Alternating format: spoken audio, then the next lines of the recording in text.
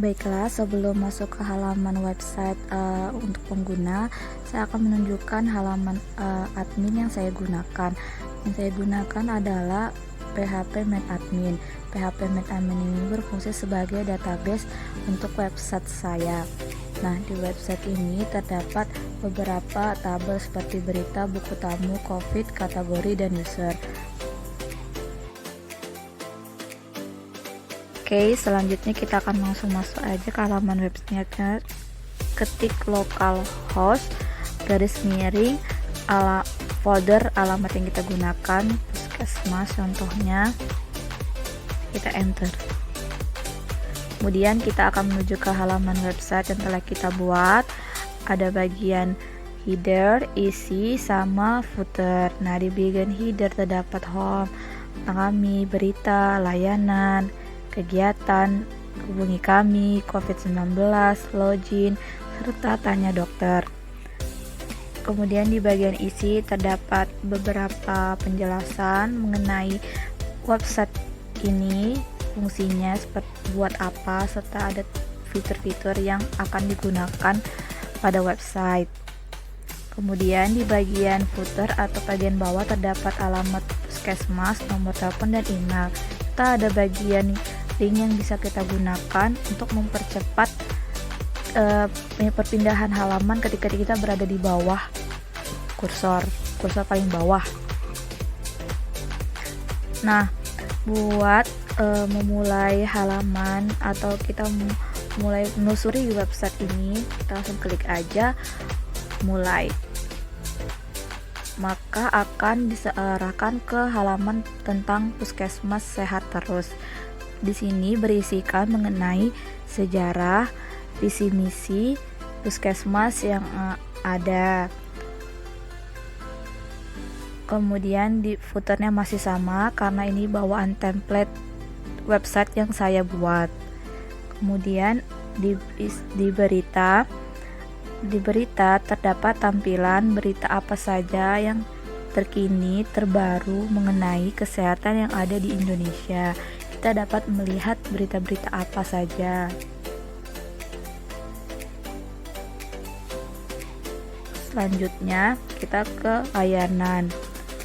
Layanan sini berisikan mengenai unit pelayanan kesehatan Puskesmas Sehat Terus. Berisi fasilitas-fasilitas yang dimiliki oleh Puskesmas Sehat Terus. Di sini terdapat 3, ada rawat jalan, penunjang, serta upaya kesehatan masyarakat. Nah, di rawat jalan itu terdapat beberapa unit seperti unit pelayanan lansia, gigi, KIA, KB, gizi, serta pusling. Kemudian di pelayanan penunjang itu terdapat pelayanan kamar obat, pelayanan laboratorium, pelayanan loket.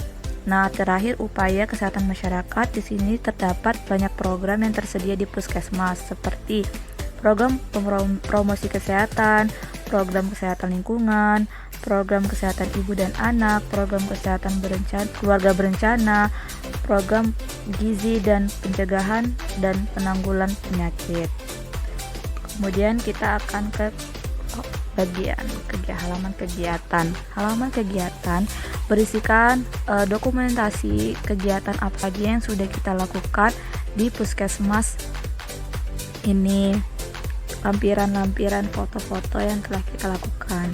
Kemudian dihubungi kami atau kontak kami berisikan mengenai alamat. Di sini terdapat peta maps untuk memudahkan masyarakat mengetahui lokasi puskesmas ini berada. Kemudian ada juga keterangan alamat, email, serta nomor telepon. Nah, untuk mengirimkan atau memberikan kritik serta saran, kita bisa menggunakan bagian kirim pesan. Nah, di situ ada nama lengkap, email, perihal ini mengenai hal apa yang akan kita pertanyakan. Kemudian isi pesan, tinggal kita klik kirim pesan. Kemudian di halaman COVID-19 ini terdapat berita mengenai COVID-19 atau pemantauan dari perkembangan kasus COVID-19 di Indonesia. Di sini ada berita serta ada lampiran situs dari situs resmi COVID-19 dari Kementerian Kesehatan. Di sini buat pemantauan kita bisa lihat jumlah kasus yang sudah ada di Indonesia.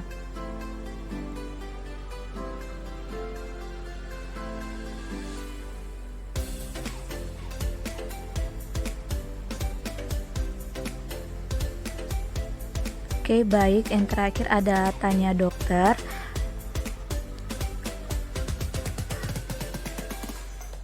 Halaman tanya dokter berfungsi untuk jika ada pertanyaan mengenai penyakit, tindakan, dan pengobatan tanpa perlu ketemu dokter secara langsung.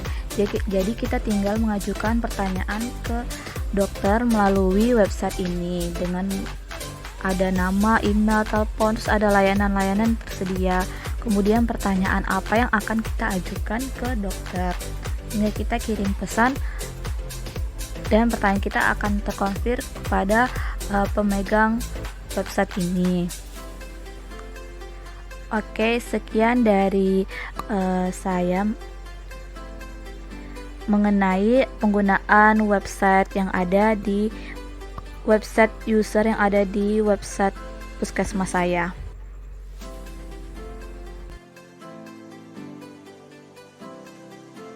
Oke, ke bagian kedua itu bagian admin. Kita untuk memulai ke bagian admin, kita klik login pada bagian website yang telah kita buat.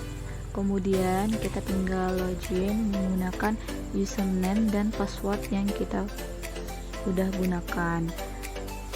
Masukkan user dan password.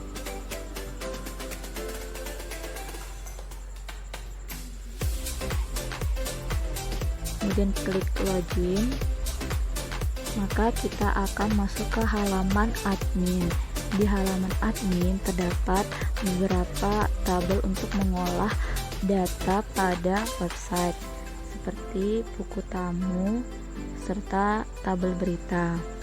Nah, kemudian juga ada tabel COVID-19. Kita langsung aja ke buku tamu. Di buku tamu di sini untuk fitur tanya jawab pada fitur tanya dokter pada website. Nah, di sini jadi ketika user atau pengguna mengirimkan pesan, maka pesan tersebut akan masuk ke dalam halaman admin. Mengisikan nama, contohnya seperti ini. Mengisikan email. Mengisikan nomor telepon. Kemudian mengisikan layanan, dan tak lupa mengisikan pertanyaan.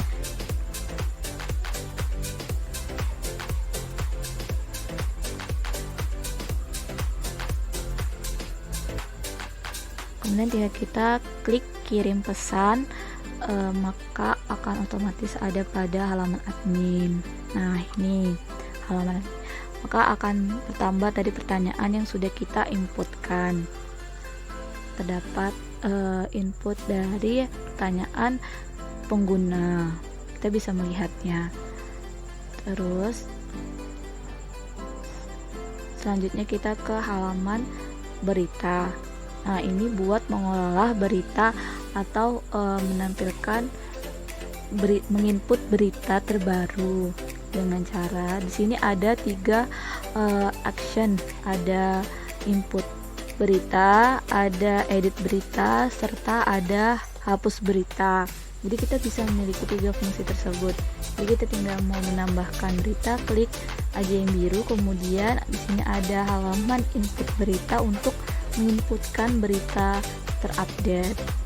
Nah, kita coba misalnya seperti ini.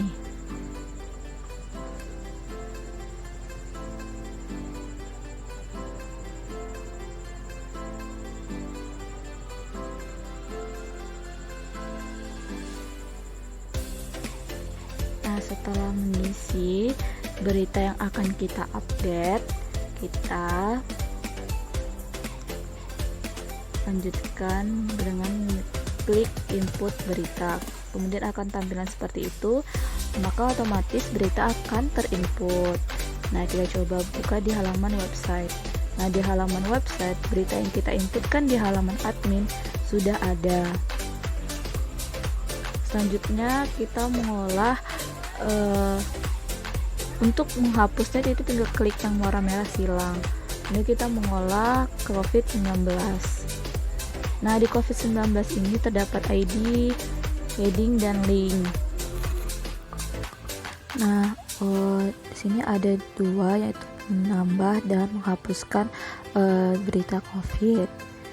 Nambahkan, klik yang warna biru. Nah, di sini ada tampilan input berita COVID-19. Kita input, contohnya seperti kita cari dulu contohnya berita-berita tentang mengenai COVID-19 saat ini.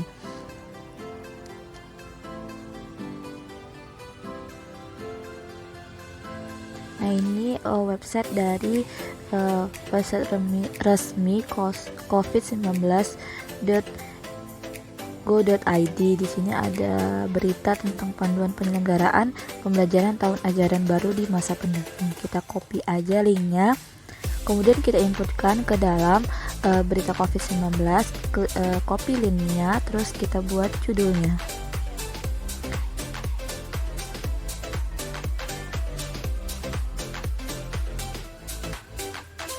Nah, kemudian setelah input judulnya, kita klik aja input link.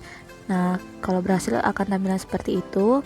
Diklik OK, maka akan terotomatis data yang kita inputkan tadi muncul pada halaman admin dan muncul juga di halaman website website resmi kita di COVID-19. Nah, itu cara buat menginputkan berita COVID-19.